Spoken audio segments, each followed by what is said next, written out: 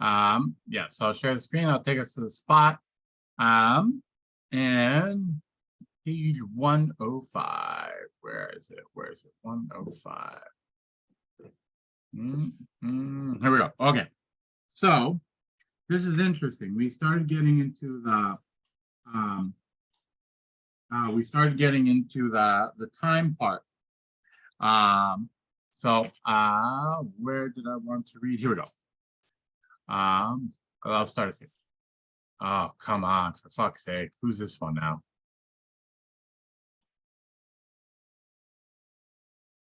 Jesus Christ.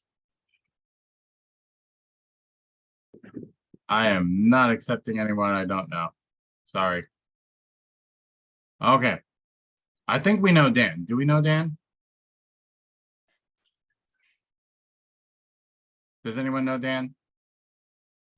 Okay, bye Dan, sorry. Okay. So back to the share screen. We're losing a lot of people. There's only 5 people left. Well, yeah, I know, Phil. Like I don't know. Okay, no problem. As long as you know that. Okay. Yeah. I don't know the people. So if they don't got their screens up, I'm not going to trust it. I'm not accepting anyone else. Thus, the preconceptions concerning the ability of thinking to stand on its own, how they were suggested through the tactical existence of what was apparently the highest and irreducible discipline of formal logic, are not permitted to become the standard for a decision concerning the possibility of an origin of pure thinking and the transcendental power of imagination. Rather, it is worth our while to seek the essence of pure thinking and what the ground laying itself has already brought to light in this regard. Only by beginning with the original essence of understanding, and in no way with a logic that slights this essence, can a decision be made concerning its possible origin. I know he goes on to talk a little bit more about this in the next paragraph, and there's a little bit before it. I'm kind of curious, now that we've kind of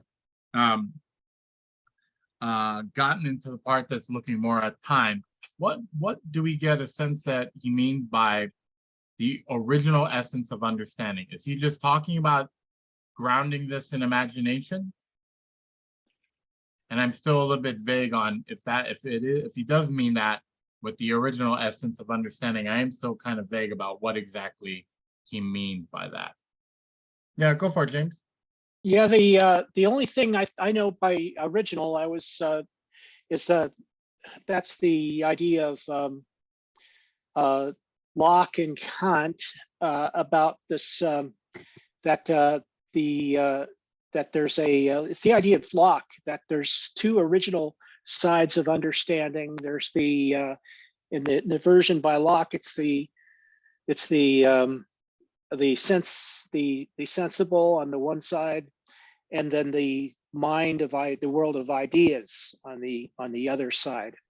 So and for Kant, I guess the original essence, and I think for Heidegger, the original essence is the standing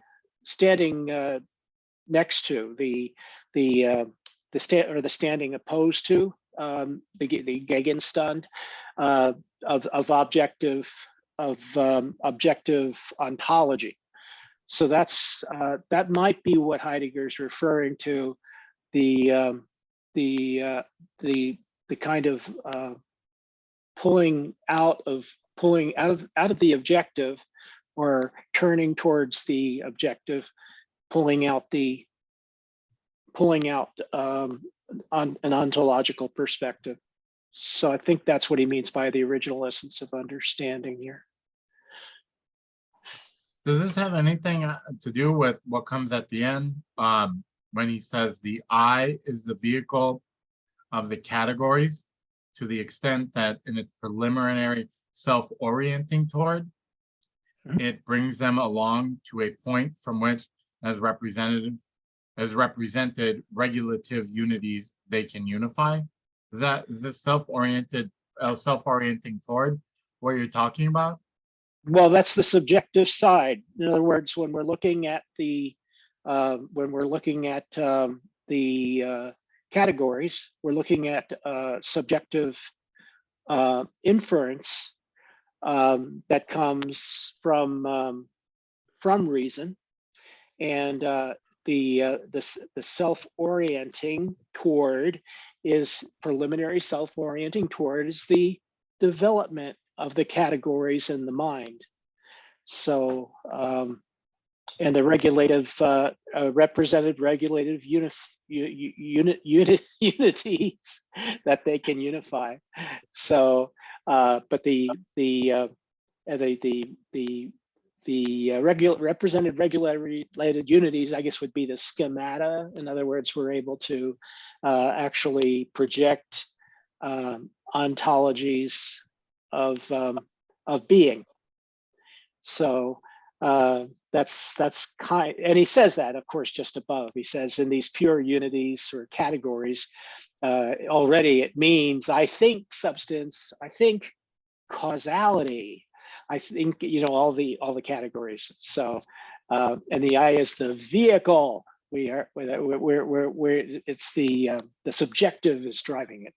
Well, I mean, I understand the subjective part because, you know, he talks about the self, and normally the I is considered subjective, but, you know, I thought that this line was this line. I could be reading out of context because the other lines, I didn't understand them. It could just be that, but like, it seemed like the I is just a point, and that because it's a point, it's like an arrival point. And because it's a point, the category, that's what I thought he meant by vehicle, that the I is kind of a point, which because it's a point, it is in a sense a place where, you know, these unities of the categories come together. They all meet there. I think he's, yeah. Yeah. I think he's only talking about coherency. Yeah. In other words, they all meet there. Yeah. That's a coherent, there's a coherency. There's the ability to employ multiple categories if you need to. He talks about here, like he talks about them here, like Heidegger's talking about them like they're a utility. Like, you know, in other words, we call up the gas company and they can turn on the gas, and the electric company can restore our power and all that stuff. So I don't necessarily like his language very much, but I think that's what he's getting at, is that they constitute something valuable in terms of the fact that they unite concepts with reality. So I kind of appreciate his being well-meaning. You see, I see Heidegger here in this book as trying to create a bridge between ontology and the words of Kant, because Kant is difficult ontologically. And you know, I think that's basically what he's trying to do, is saying, well, Kant is just really trying to further ontology through the categories.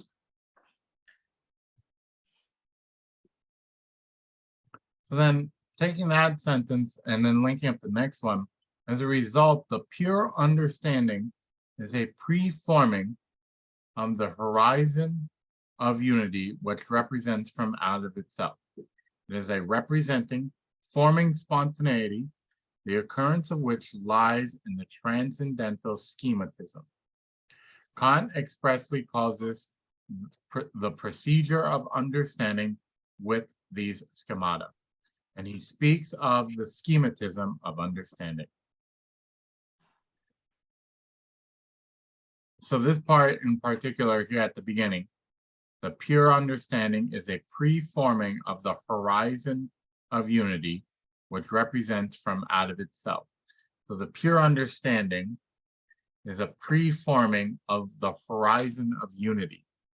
So the horizon of unity as in the potential for unity, and the pure understanding forms that beforehand from out of itself. I don't know.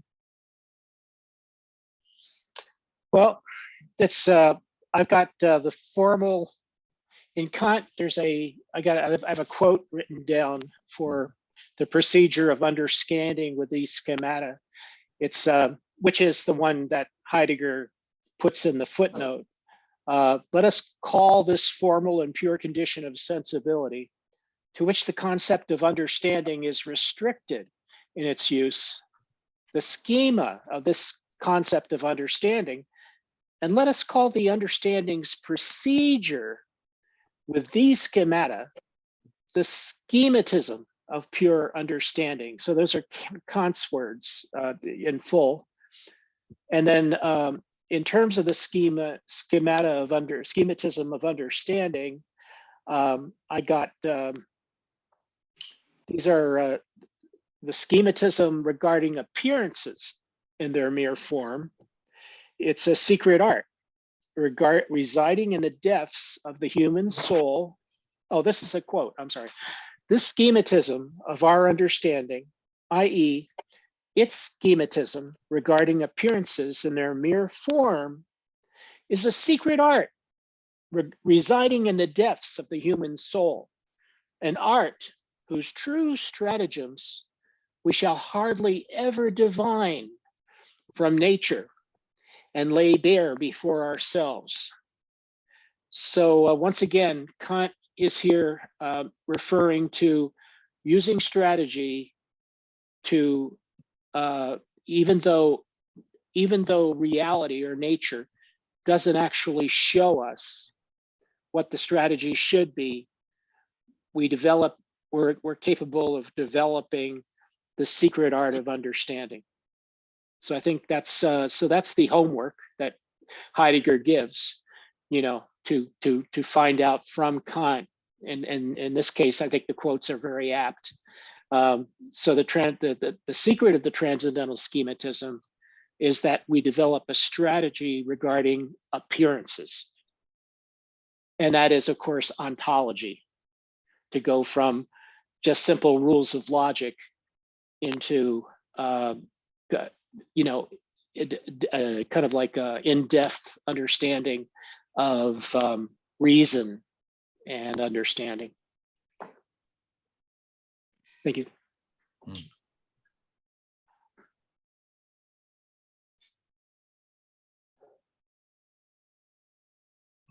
And of course, that's he says it's called the transcendental product of the power of imagination. So yeah. So it's all really great Kant quotes and so forth. But the idea is that this is the reflecting on appearances that brings forward the logical schematism, which lays bare all of the operational relationships in nature, in objects, and in the mind. Like I've been reading Locke, and it's like Locke is like plagiarizing Kant, if you can believe that. I hope nobody believes that, but.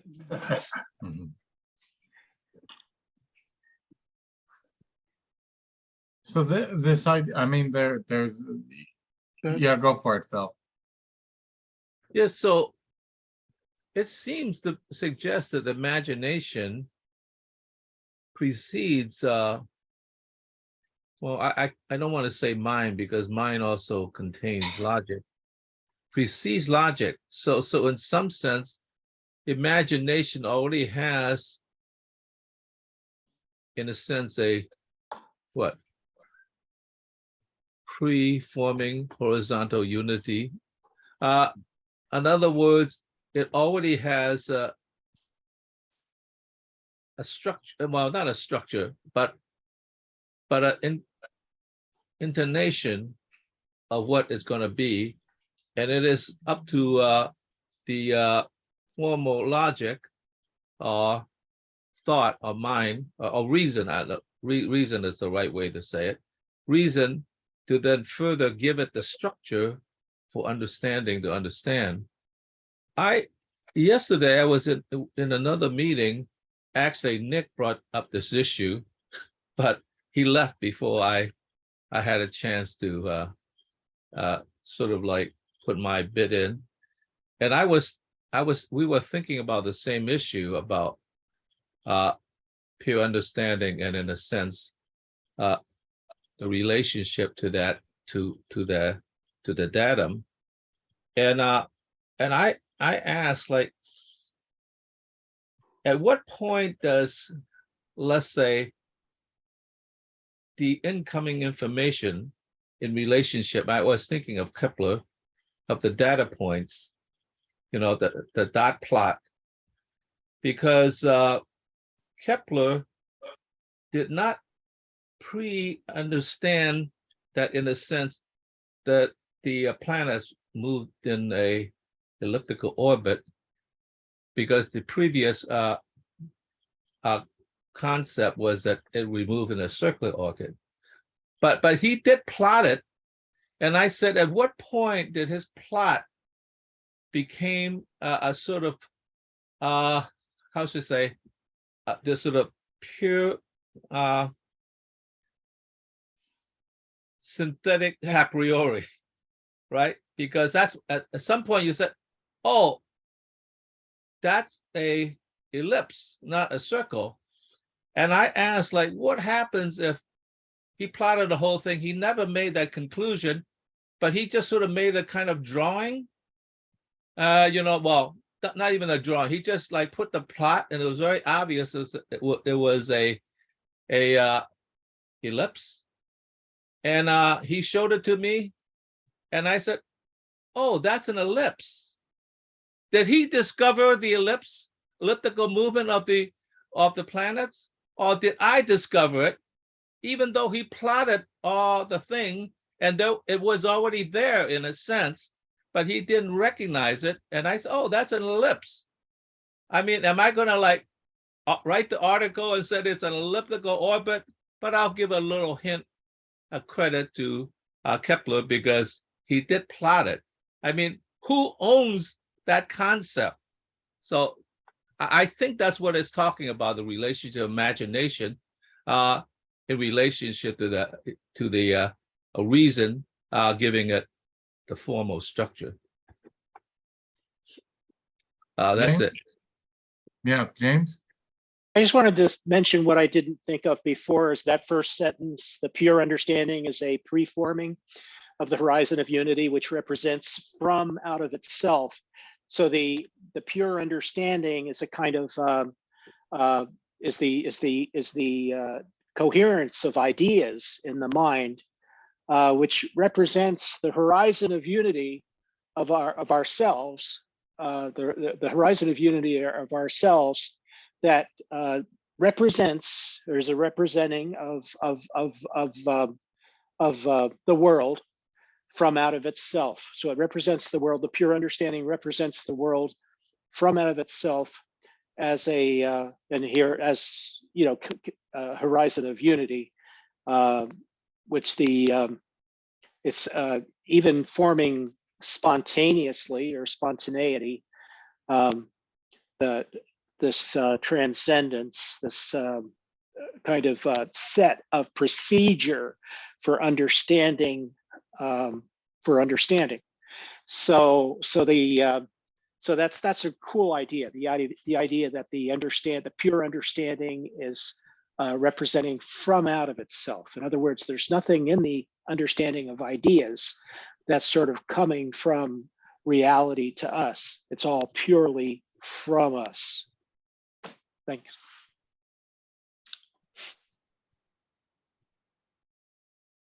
Thank you. Sorry, one of the people I kicked out reached back out to me. Dan is a guy that was here before, and he signed up for this meeting. So I'm sorry that we're not all watching the guest list, but he's on the guest list. I'm talking to him now. Go for it, Nick.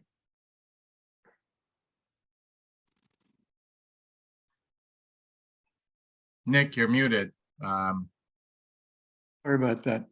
Could you point back to the previous one? These are all related, of course. This one? Yeah. This one might be a good place for me to, because the whole thing that I have to first say that Heidegger's take on Kant is really kind of, for me, a unique sounding or maybe even revelatory, but it's a different take from what a common reader like myself would get out of the text from Kant. But Heidegger's insights are like, still we're talking about a unity here, a unity of, when he says the I is the vehicle of categories to the extent that in its perimeter self-oriented toward it brings them along to a point from which as represent regulative unities, they can unify. Okay, everything is unified. First of all, the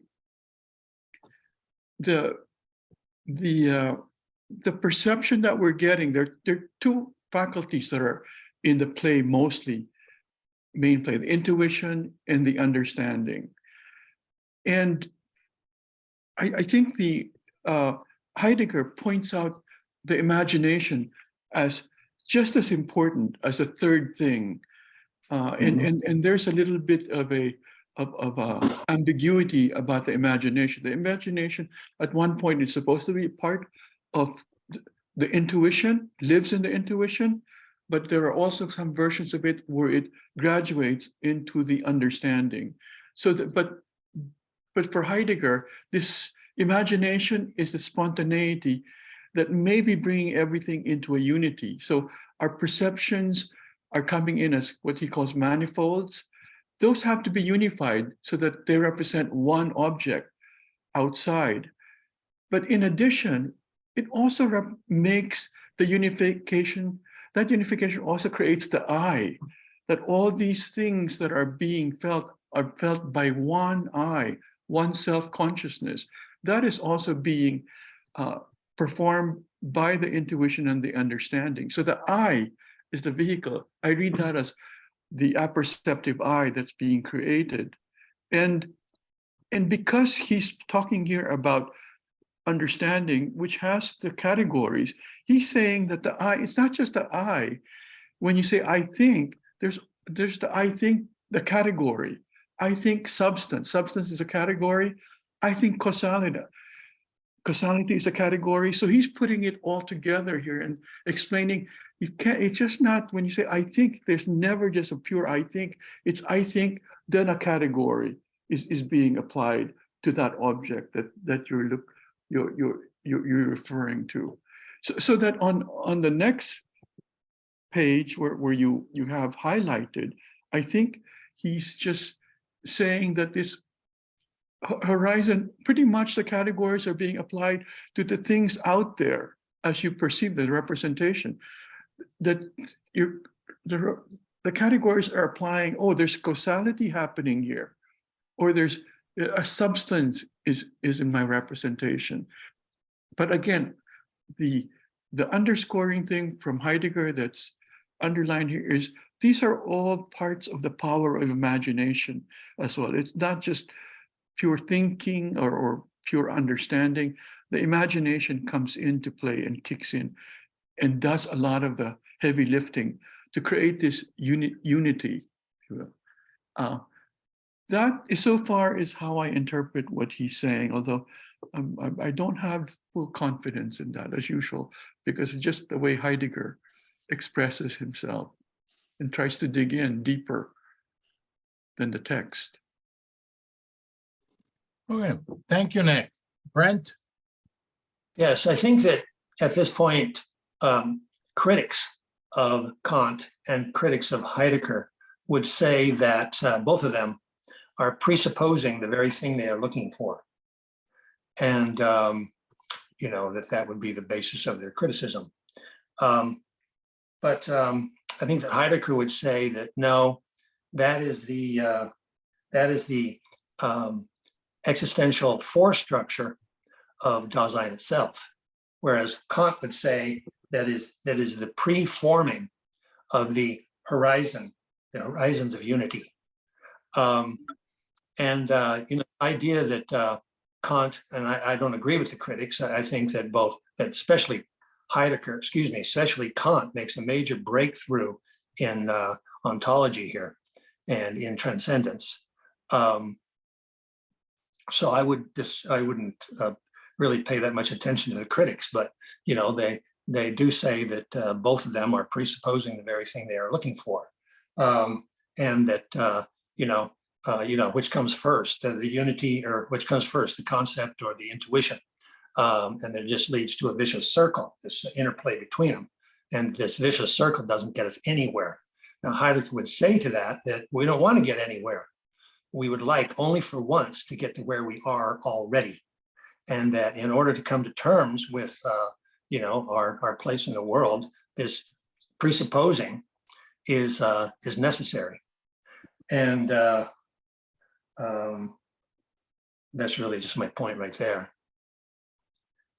There's toward the end, in sections 30 and 32, Kant actually gives examples of this this preforming, or this transcendental power of imagination. In section 30, he talks about morality and intersubjectivity over the concept of respect, whereas in section 32, he talks about coming to a transcendental understanding of time by our experiences with the individual now points. Anyway, that's for later. Thank you, Brent. Phil? Yeah, I like what Nick said, except I have a slightly different spin at it. It seems to me what Nick said, and once again, I guess I'm trying to interpret it. So, is that this is a kind of switch between Kant, who's desperately trying to represent the world. But he never really succeeds, because at least part of it is in the noumenal world, that you could never really get access to it, because all you have is the experience of the thing, not the thing itself. So you're never really there, but you're trying to represent as best you can. And it seems to me Heidegger takes the same thing, but instead of the word represent or representation, of the world, he's switching to the word of the unity is a unity of recreation, not creation, but a recreation. So they both have a gap, but the gap is seen differently, because none of them ever really unify the appearance with the reality. But with Heidegger, that unity of recreation, not creation, but recreation, allows for the existential reality of actuality that we actually exist in. And and as an artist, I kind of think that way myself. I mean, I don't want to make myself into God, but I'm creating an authentic, genuine world that in some sense is not, and I know it is not a representation, but it is a creation. So a second creation, so to speak. So thank you, Nick, even though I have butchered what you said. Okay, thank you, Phil. I've got 108, a couple of pages down here.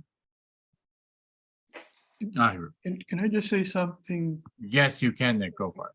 Because we're just a few of us, so maybe I just wanted to Brent's comments also made me start thinking as well, as I'm still suspecting that the overall project here of Heidegger is going back to Kant and picking the things in Kant that are, shall we say, seeds or support for his own thinking, in his own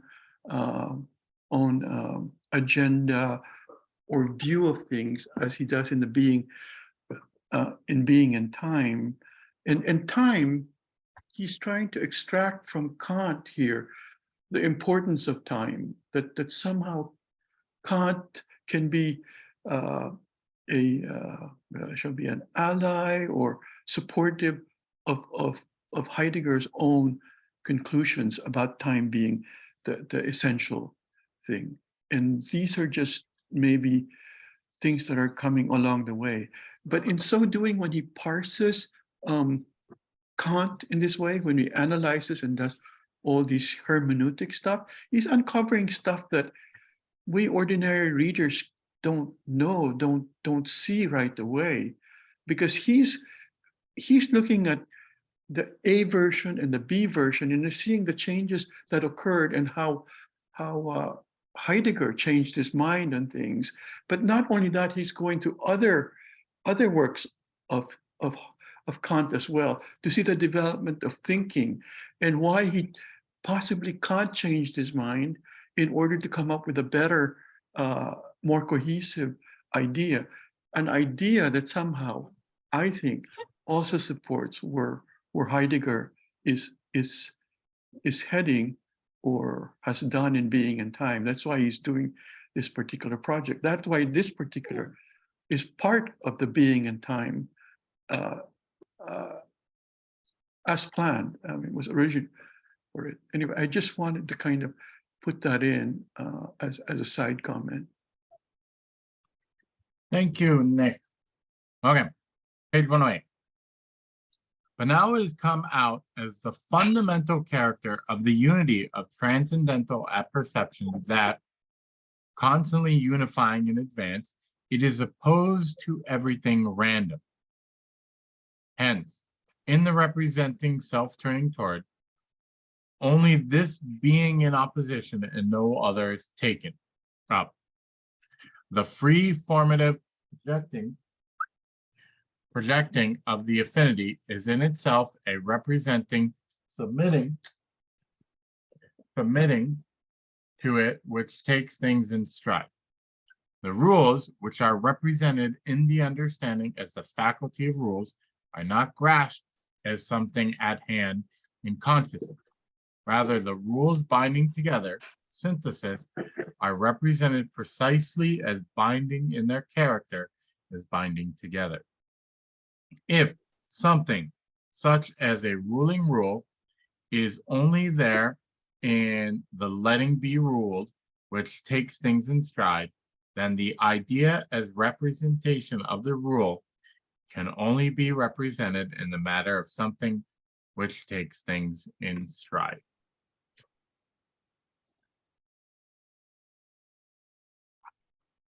So this sounded important. I can't really say, I'm not 100% sure what it's saying. It brought up the ideas of rules, a free formative projecting, or not that, it brought up rule synthesis, binding together. It talks about transcendental apperception, and it talks about an idea. What So, page is yeah. that? What? What page is that? 108. 108, thanks.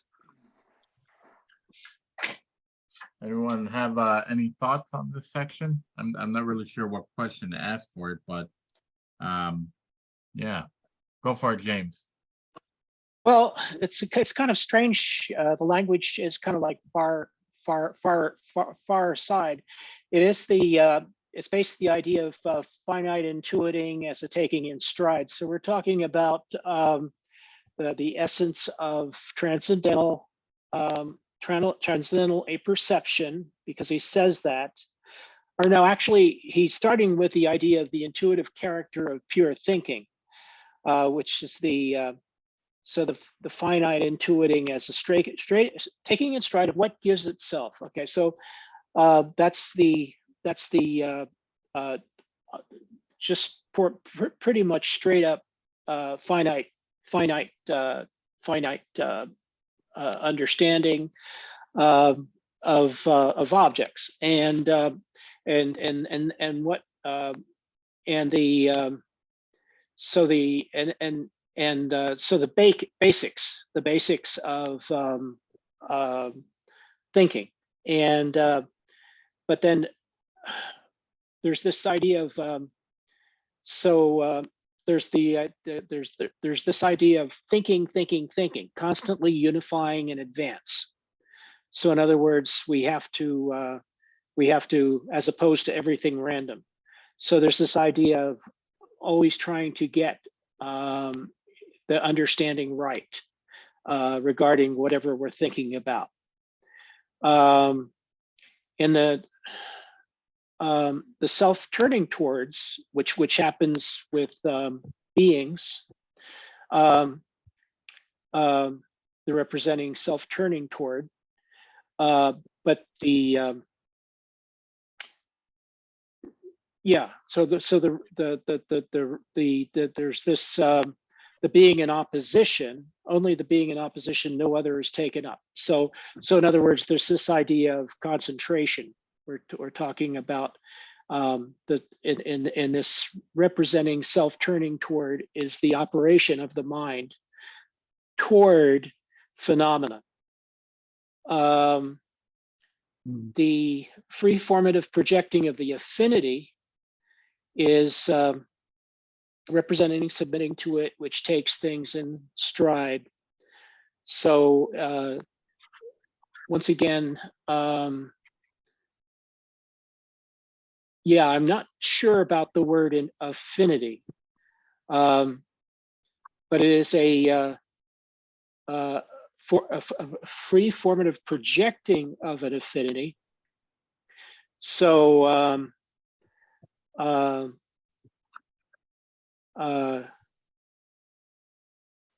is the affinity is a submitting to it, to the being in opposition. Okay, so the projection of the affinity is our affinity to an object. So submitting to the object, which takes things in stride, is the form of the projecting form of our affinity to the object, or our relationship to the object. So James, this, in other words, this is Husserl. This is kind of like a reference back to pure phenomenology. Go ahead, Nick. Oh, I was going to ask you, James, what do you take up? How do you think it? What is the meaning of take things in stride? Oh, that's come up a as lot. uses it. Right. Well, my opinion about takes things in stride means that we understand things easily through perception. In other words, I have a computer, I have a monitor, I have a lot of things in my environment, and I take them in stride. I don't even have to worry about being safe from the environment. There might be rain or a storm outside, but I'm not even concerned. I take things in stride. I have a bottle of water here. The cap is off of it, but I know if I don't throw my arms around, I won't knock the water down and make a mess. Okay, so do you want me to continue? Yeah. We can let somebody else in. Yeah. Okay, so the rules are the so that's the taking the yeah. So that's the affinity is our formal projecting towards phenomena. The rules are a faculty of rules, and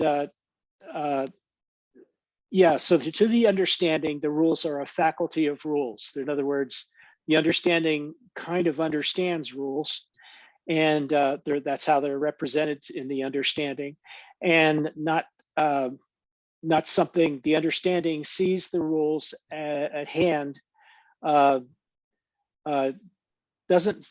Heidegger is saying they're not perceived as being something at hand in consciousness. They're something that we project. So I think that's what his intention here is.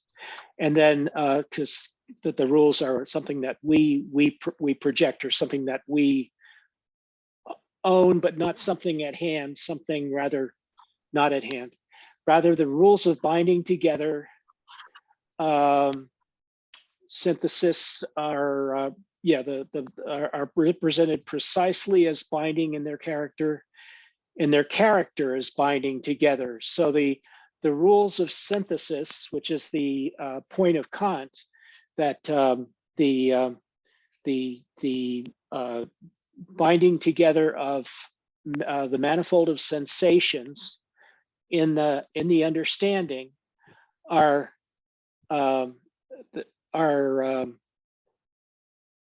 they're binding in their character, right?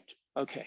So in other words, the character of the in this case, I think we're referring to the manifold of sensations. So since this is the taking understanding takes in stride, so this is the model is the sensory model, and we're seeing this binding together. Now, alternatively, we could take the pure model, but I think he's inside the sensory model in his explanation here. And then something as the ruling rule is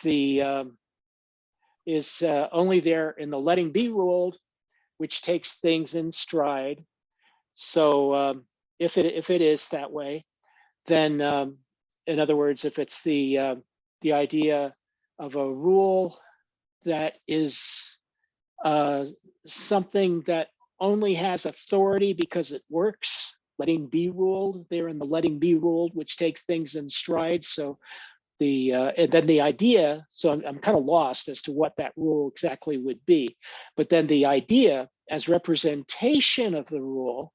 So now we have the idea of the rule, which is something that is pure, that's something that is in us, can only be represented in the manner of something else which takes things in stride. So he's saying that ideas are also things that we take in stride.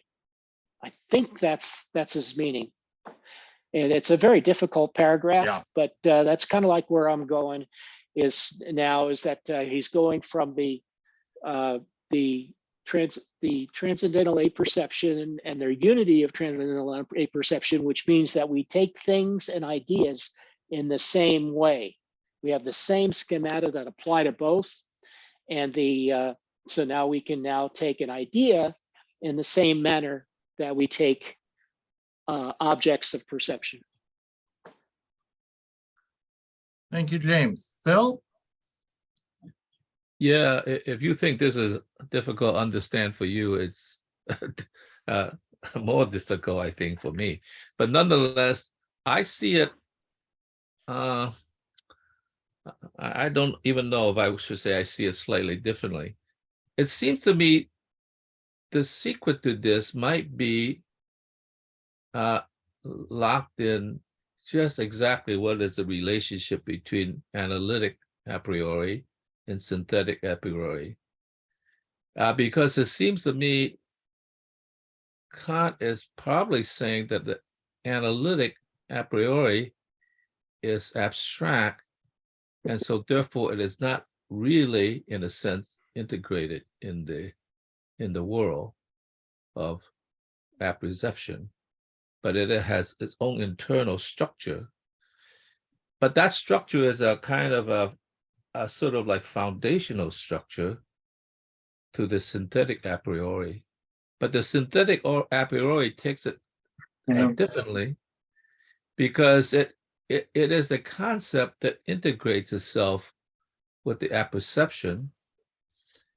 And to me, taking it in stride means, in a funny way, not only binding the relationship between the apperception to the a priori concepts, but it's actually, I like the idea of taking in stride as like walking from the ideas into the world, so that you are gathering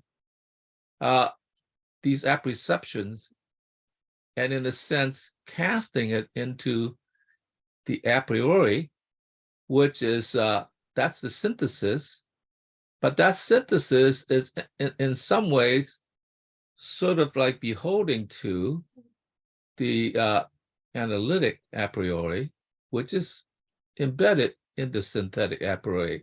I think that's what it means to take it in stride, because you can't let the a priori, the concepts, just sort of dangle in pure abstraction, but it must walk into the world, you should say, and then gather. That's where it really does the work. I kind of think that's what it means, at least that's to me.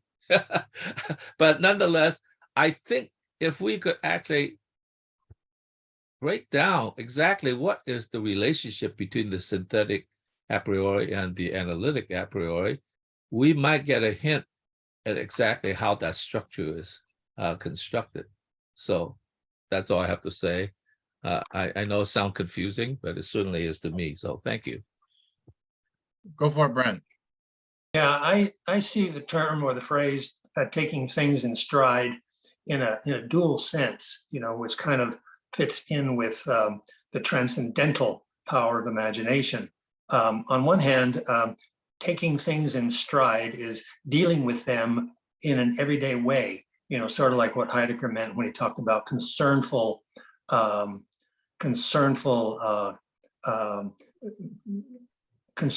care for objects in the world, just dealing with them in an everyday manner.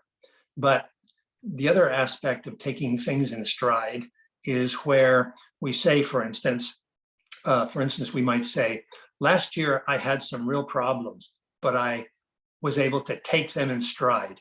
In other words, I was able to overcome them. So taking things in stride, to me at least, and perhaps it doesn't mean this, for Heidegger, and especially for whatever German words he uses to that we translate as taking things in stride, but it has this dual meaning. It means an everyday concernful dealing with things in the world, but it also means an overcoming of the obstacles that these things present to me. So it actually talks about an everyday concernful dealing with things, but it also talks about a transcendental overcoming. That's it. Thanks. Thank you, Brent. Lisa? Oops. Yeah, so can you hear me? Yep, you're Yeah. good. Okay, so I will just very simplistically say sort of like the way that I articulate taking in stride, which is just to take things as they are. So like when you walk outside, whether it's sun, whether it's rain, whether it's hail, you take it in stride. You take things as they are. And I think like that kind of points towards the ability to absorb the essence of outside schema, outside things. And I think like what maybe he's getting at with these rules that are just in themselves, like a binding together synthesis process, is like the taking in of outside information that is as they are. And like the same thing happens, I guess, like just mentally in your brain without experience when we're talking about the transcendental nature of it, just like taking in or having the mental processes as they are. And you have like any ideas that we have must be from the same like essence. I don't know, that's sort of how I understood it, but definitely open to any comments. Yep. James? I think that was perfect, Lisa. And also what Brent said, I thought was really helpful too. This last sentence, something such as the ruling rule, is there only there in the letting be ruled, which takes things in stride, then the idea as representation of the rule can only be represented in the manner of something which takes things in stride. So he's basically saying here that there's this logical, he's making a logical determination. If the rule is a letting be ruled, which takes things in stride, that's a certain character that the ruling rule in this case has. The English is terribly difficult. I hate this translator, but not as much as some other translators. But then the idea as representation of the rule then can only be represented in a certain manner. And which manner is that? Well, it has to be the idea itself. The idea of the ruling, the idea of the rule now can only be taken in the manner of something which takes things in stride. So in other words, we should understand it this way. We have to understand the representation of the synthesis of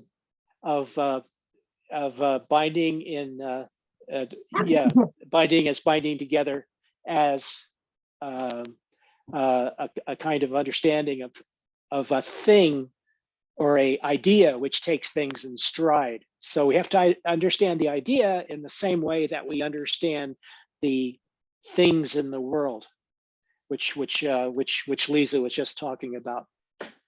So it's the idea, it's kind of an equality of ideas with objects.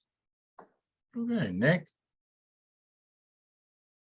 Yeah, I think you brought us to a Heideggerian black hole here.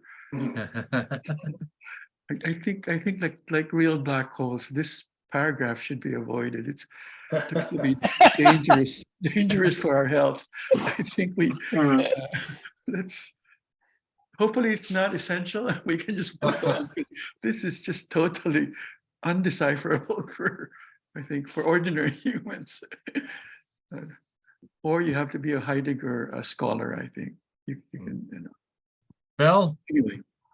Don't you think, by the way, I want to thank Brent for what he said. Don't you think that taking it in stride means that at some point it becomes fairly easily fittable? In other words, if it's something that you have to push so hard at it that it just doesn't fit. Now that might be okay in the process, but suddenly at some point you say, ah, there it is. I mean, it comes to a point of recognition when things are like near at hand, like, oh, there it is. Like, I've been working so hard to do this thing, and suddenly there it is.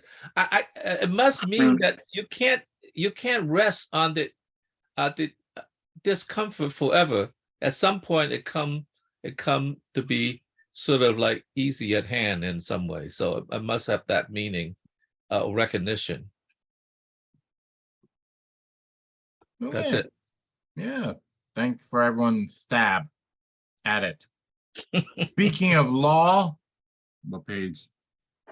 What page was it? Oh, 111. Okay. In submitting to the law, this is page 111 and section 30.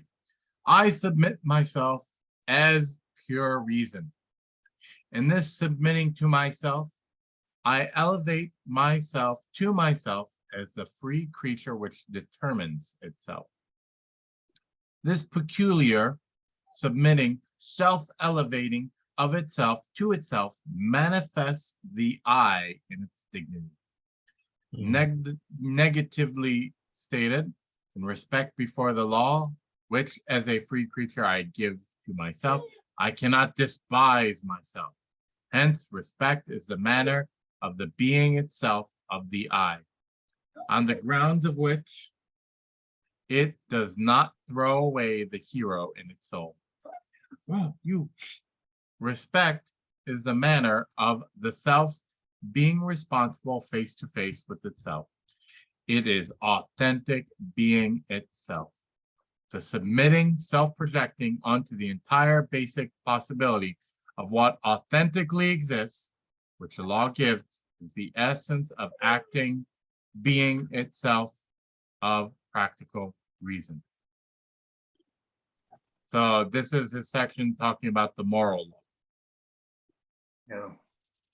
Does anyone have any thoughts there? At least for me, I wasn't really sure why we were talking about morality and feeling. Yeah, so that's kind of what was a little unclear to me. Oh, I know. Is that morality and feeling, you said? Yeah, I mean, in the paragraph prior to this, it talks about feeling, reason, morality. Where's that? Reason as free. That's a good place to start. Where is I can't. Oh, Right in the middle. Yeah, I see it. Reason as free gives to itself that for which the respect is respect. the moral law. Respect before the law is respect before oneself, is that which does not come to be determined through self-conceit and self-love. Respect in its specific making manifest thus refers to the person. Respect is always directed toward the person, never towards things, which I thought was weird.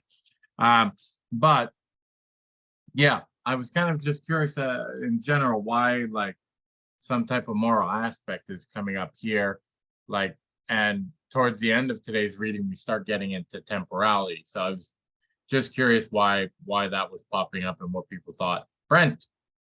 Yeah, I think that he brings up morality because there's parts in this section where he talks about feeling. Yeah. Feeling. And so feelings are have a duality to them. So for instance, it is my feeling. It is a feeling that I have. It is a feeling that belongs to me, whether it's hatred, whether it's love, whether it's apprehension, whether it's joy, doesn't matter. It's a feeling that I have. But at the same time, it is a feeling about something. So for instance, if I am in love, I feel the passion of love. That is something I'm feeling. But at the same time, this feeling is about somebody else, the beloved, the person that I love. And so here we're talking about in feeling, there is a unity of subject and object. It's very difficult to decipher the two of them. You know, obviously this is somewhat phenomenological because that is a very basic premise of phenomenology, is that, you know, every thought is a feeling about something. Every feeling is a feeling about something. So that in my, you know, being in the world or in my intuition, there is a unity of subject and object. Now, why does this go into morality? Because when I am engaged with another person, there is a dual aspect to my engagement with them. On one hand, I see them as different from me. I see them as other than me. I am one person, they are another person. But yet there is a unity here because even though the other person is someone other than me, nevertheless, I am other to him. So there's a sameness in this relationship. We are both, each of us, other to the other person. And so this gives rise to empathy, but it also gives rise to a sort of unity of subject and object when we deal with other people. So, you know, to go a step further, curiously enough, our dealings with other people, let's call it intersubjectivity, is the ground for objectivity. Because in my dealings with other people, in my taking other people, in my experience with them, when I take them in stride, I come to realize that the world is far bigger than my experience of the world. They make me, these other people make me realize that they are experiencing the world in a completely different way. So I come to know that, you know, I went to Rome. Well, he went to Rome too, this other person, but he experienced Rome in a completely different way than I did. So I come to realize that Rome has an objective aspect to it. It is just, this just does not submit to my subjective experience of it, just as it does not submit to his or her subjective experience of it. That Rome is something bigger, something wider, something more transcendental than my experiences, just that it is more transcendental than his experiences. And so Rome becomes something that is objective. And so, like I said before, intersubjectivity is the ground for objectivity. Anyway, so that is why morality is so big here, because it actually does talk about transcendence, which becomes even more, he even gives a better example 2 sections later when he talks about how time itself gives itself through our dealings with now points. Anyway, thank you. Thank you, Brent. Nick, Nick, you're next. I'm not gonna, I just have to take my dog out, pee real quick before she pees all over me. So Nick, if you want to talk, and then Phil can go after, Sure. but it should only take a minute. Sure. Okay. Go Yes. for it, Nick. Yeah. Yeah, I think that take of Brent is interesting and expansive. I think my interpretation of this is maybe a little bit more narrow here in regard to what it's saying, because and I think before this he was talking about a danger in all the changes that were being done with in the first critique, that the main character, the main protagonist was imagination, so doing a lot of the heavy lifting and apperception and everything. That seemed to be quite maybe on the wrong path, because now the critique of pure reason is making imagination, which is the main hero. And this is a corrective, I believe. This particular paragraph points us to the second critique, where we talk about practical reason. And in that, the I, through the will, is the only thing that is free. It is, in some sense, through the will, even noumenal, and not subject to phenomena, if you will. Through that I, and the will is the freedom to obey the laws that you give yourself. It's a subjection to laws that you yourself provide. That is the freedom that you have to create these laws. It's not the normal way of thinking of freedom, but that freedom is in submitting to the law. I submit to myself as pure reason. So now the main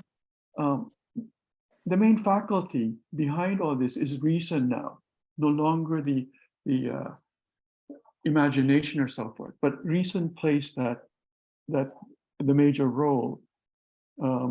So in this submitting to myself, which is the law I give myself, I elevate myself as the free creature which determines itself. So this is like a real expression of freedom. This peculiar submitting, self-elevating of itself to itself manifests the I in its dignity. So the law, or the thing that we owe each other as moral creatures, is respect. And the reason why we respect is that we have this dignity in us that is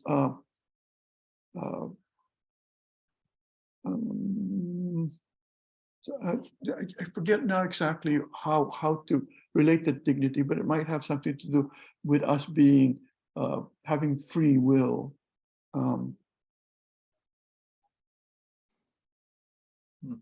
Yeah, our respect is self-reflective, right? Yeah. Also, Yeah. yes, that is also a good point. Yes, not only to the others, but to yourself as well. So that, I think, maybe is the more. It's not as expansive as Brent's interpretation, but I think it is closer to Kant's part, although not complete. Thank you, Nick. Phil. Yeah, I like both what Brent and Nick said. And I'm going to take off on what Brent said, but I'm going to go actually more expansive. Although Nick narrowed it down, I'm going to go more expansive. I think over here, he's speaking about the relationship between the self and others, particularly in the community, but it could be extended even further. And that there is innately a contradiction between freedom or free will and the laws. They are contradictory. They cannot coexist as it is. But a way must be found to somehow, how should I say it, bind them together. If not in absolute terms, at least in terms of harmony. And And what Brent says about respect, I agree with that.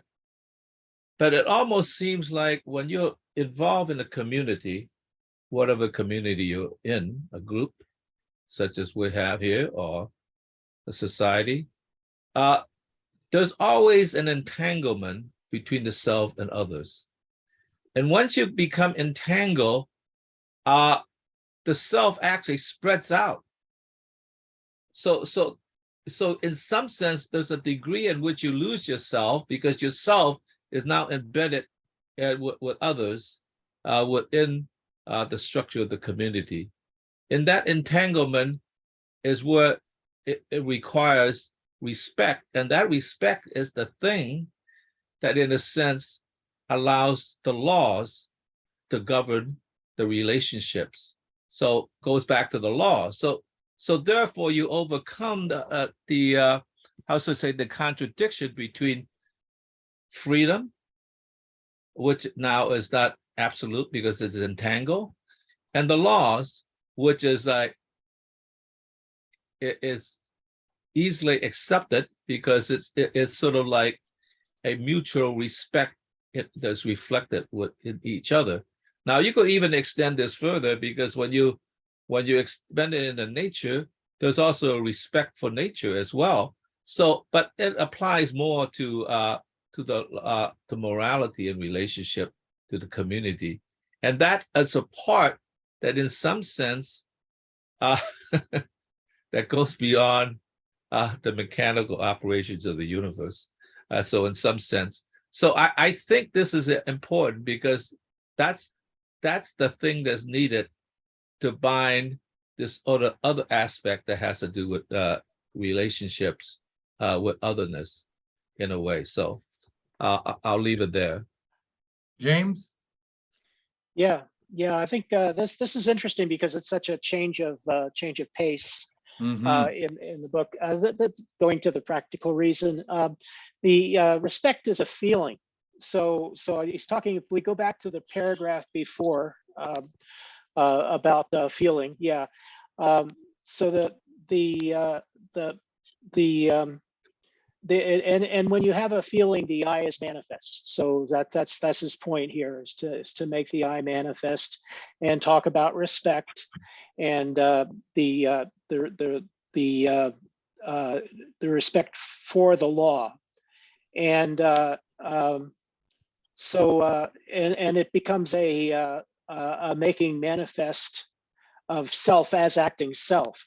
So in other words, you are the one. In practical reason, you are the one that gives yourself freely to moral law out of your emotional commitment, called respect.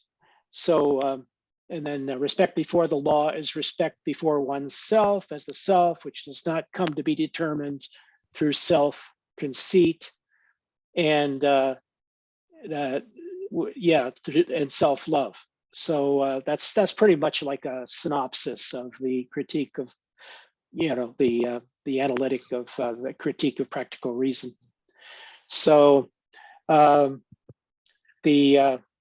part of the critique, I think that really makes sense. Yeah, go ahead. No, I was just blowing my nose. I was wondering who spoke. Yeah. Anyway, so that's really what I wanted to say, is that this is an emotional commitment of self to creating and to respecting and observing the law through making manifest the interest of self in a way which is not a commitment to self-conceit or self-love. So his language is pretty interesting because he's probably a little more clear than Kant is. Kant uses like pages and pages and pages to say this idea, I think. Thank you, James Cook. Brent? Yes, when I read this section last week, it instantly reminded me of a text written by Kant that I read when I was in college, like 50 years ago, and the name of the text is called Foundation for the Metaphysics of Morals. And it deals with, this small paragraph that we are just referring to now, this small section, is sort of like a synopsis, if you want to put it away, a synthesis of Kant's book, Foundation for the Metaphysics of Morals. And the basis, the conclusion of the Foundation for the Metaphysics of Morals is a concept called the categorical imperative. In other words, basically that you would not treat another person as a means to an end. You would treat all human beings as ends in themselves. It has to do with empathy and the feeling of empathy toward other people, but it also has to do with the construction of a rule called the categorical imperative, something that is categorical in the sense like the principle of contradiction, that if you go against the principle of non-contradiction, you're actually contradicting yourself. And the same thing with the categorical imperative. If you go against the categorical imperative, you are actually contradicting yourself and your own existence as a human being. And it is imperative in the sense that it is a duty, it is a necessary duty. But anyway, yeah, so thanks. Thank you, Brent. Nick. Yeah, pretty much, I guess what Brent is saying, because what I stumbled over the word dignity, so forth, trying to explain it. But that dignity is really, in Kant's terms, respect for the other, because the other is not a thing, but an end in itself. A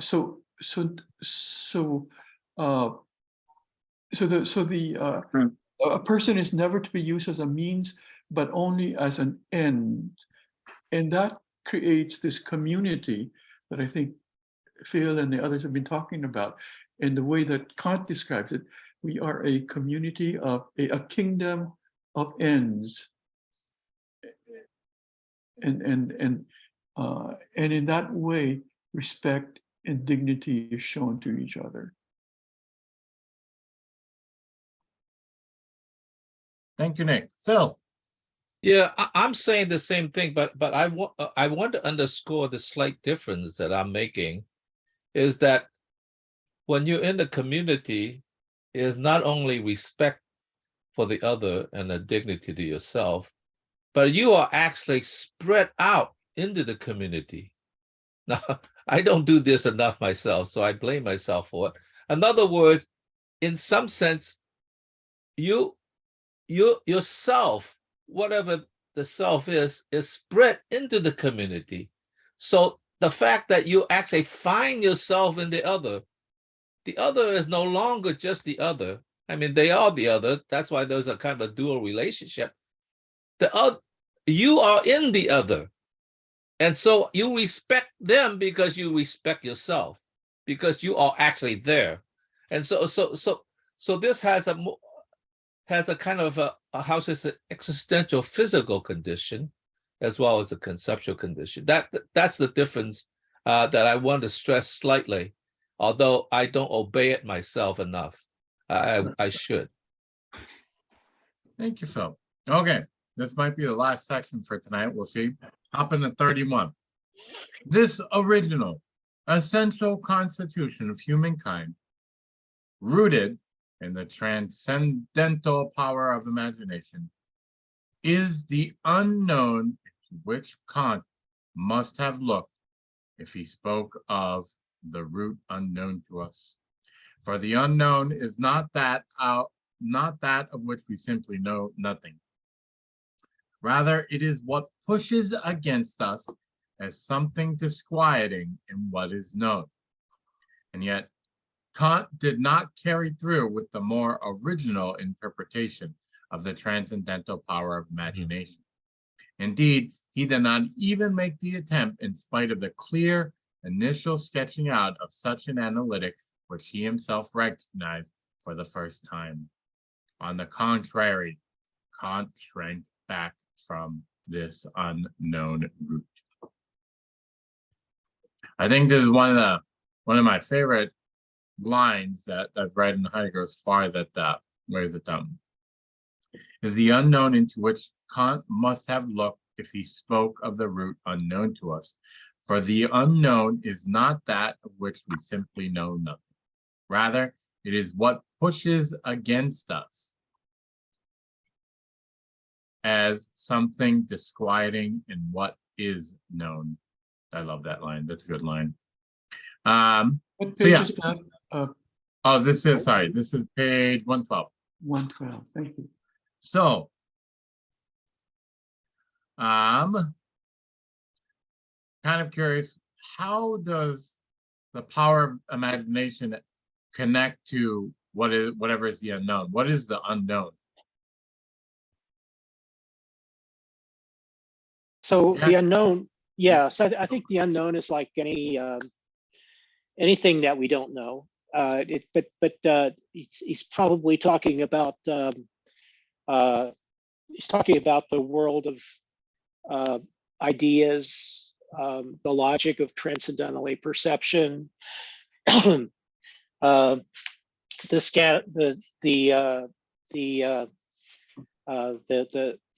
way of kind of being with perception that or with the world that isn't just simply a clear perception of objects that, for instance, any kind of animal might have. So how do we get to the unknown through the transcendental power of imagination? You know, and why how is this linked to finite being? You know, is what is it about our being finite that that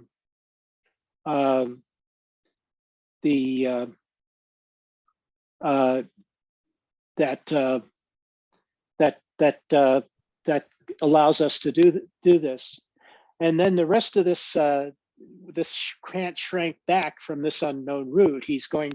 Heidegger is going to complain about how the second edition made two gigantic deletions, which kind of like minimalized or practically eliminated the role of imagination in being a source of knowledge for the understanding.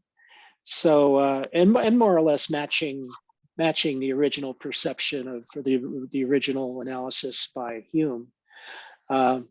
So it's kind of difficult to say to actually do this analysis, but that's what he's going to begin to do. He's going to start to analyze the difference between the first edition and the second edition. Thank you. Thank you, James. Phil. Yeah, I think this statement is actually admonishing Kant, because while Heidegger, and Hegel, in fact, as well, is indebted to Kant for sure, in a sense, he stopped at a point at which opened the door and didn't go through it. And it really is, in some sense, a foundation for being in time, because like, if time is within us in a funny way, then our relationship with time is the unknown is not the transcendental, not the transcendent, but the relationship between what is and what it might become, and what is possible in the future. So there's a relationship already between the present and the future. And Kant was only interested in describing what is, or perhaps what has been. But this essentially opens the way to saying, yes, our destiny is in the future. And so therefore you have to look into the possibilities that unfolds into the future, and that transcendental not the transcendent, but the transcendental already opens the door into the relationship to the present, to the future. And why are you not going there? Because that is where our destiny is. Not, no, well, our destiny will be, not what where we are now. And so that's a very interesting criticism by saying, yes, I thank you very much for everything you've done, because you opened the door. We probably never got to this point if it hadn't for you, but you didn't take it up, so we're going to take it up further. So there you are. Thank you. Cool. Well, thank you, everyone. Sorry about the mumbo jumbo in the beginning. I really have to,